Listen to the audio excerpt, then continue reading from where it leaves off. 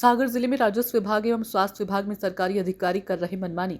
ऐसा ही मामला खुरई तहसील का सामने आया, जहां अगर पत्रकार आवाज उठाएं तो उसके ऊपर फर्जी तरीके से एफआईआर करवाना सागर संभाग में आम बात हो गई है। कुछ समय पहले बंडा विधानसभा के शाहगढ़ थाने में भी पत्रकारों के ऊपर फर्जी तरीके से एफआईआर दर्ज कराई गई थी, क्योंकि स्वास्थ्य अधिकारी झोलाछाप डॉक्टरों से करती थी वसूली, बिना परमिशन के चलने देती थी अनपढ़ों को भी क्लिनिक। जब पत्रकारों ने विरोध किया तो इसी स्वास्थ्य अधिकारी ने कुछ डॉक्टर से मिलकर पत्रकारों पर कार्रवाई की थी और एफआईआर दर्ज करवाई थी, और कुछ समय बाद उसी स्वास्थ्य अधिकारी पर फर्जी तरीके से नौकरी करने का आरोप लगा है।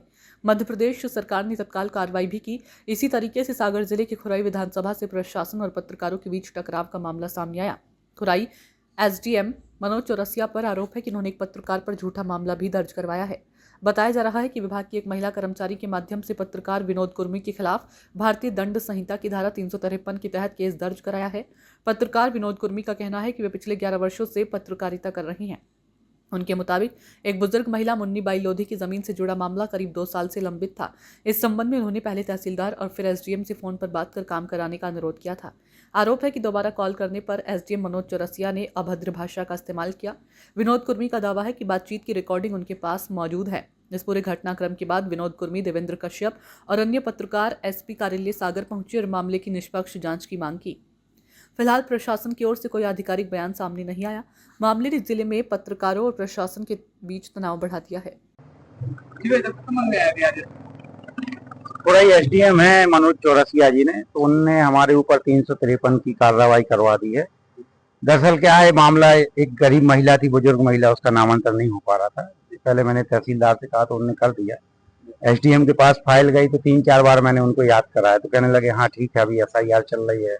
फिर दूसरा काम बताने, फिर एक दिन कहने लगे 29 तारीख को कि आप 6 तारीख को बताना, 6 या 7 को मैंने उनको फोन लगाया तो पोलाइटली हमने पूछा, मैंने कहा सर आज 7 तारीख है, तो कहने लगे क्या है 7 तारीख को। मैंने कहा मुन्नी बाई की फाइल कर दीजिए, परेशान है महिला। अरे अभी मत करो, बाद में, अच्छा मुझे कल याद करा देना।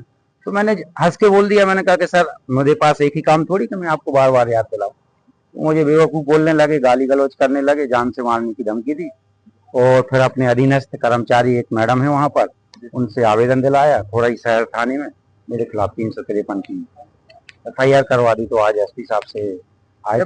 कितने दिन पहले हुई थी? ये लगभग 1 महीना हो गया एफआईआर को, 10 फरवरी के आसपास हुई है एफआईआर। क्या आरोप लगाए गए?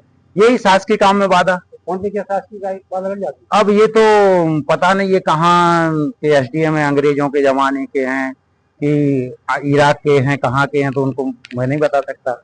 मिले हो भाई साहब आप उनसे? नहीं मिले? नहीं, मैं वैसे कभी नहीं मिला हूँ। ओनली फोन पे? हाँ, फोन पे बात हुई है।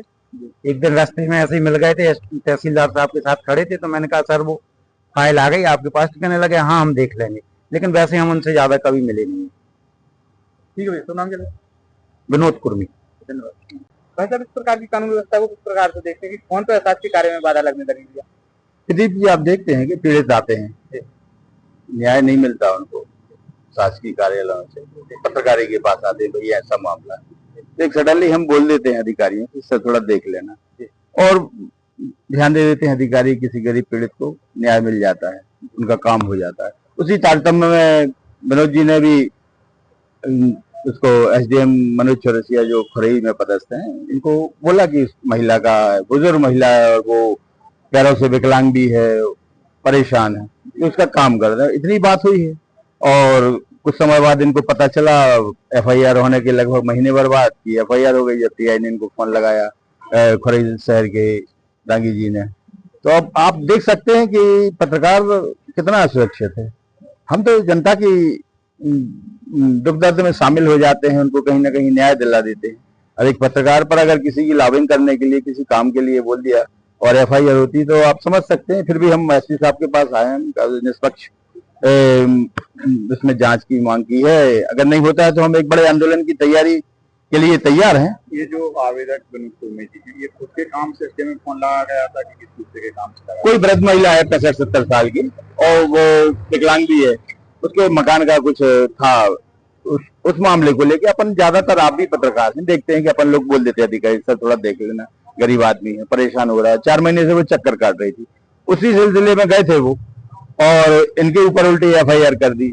तो आप मान सकते हैं कि प्रशासन तंत्र किस तरह से एक चौथे स्तंभ की आवाज दबाने का प्रयास करता है। और हम अपने कोई पर्सनल मैटर पर नहीं गए थे, किसी को उसको न्याय दिलाने के लिए या उसका काम हो जाए इस तरह से गए थे। और भाई पे FIR हो गई है, SP साहब से भी मुलाकात हुई है और अपन ने उस पर निष्पक्ष मांग की है।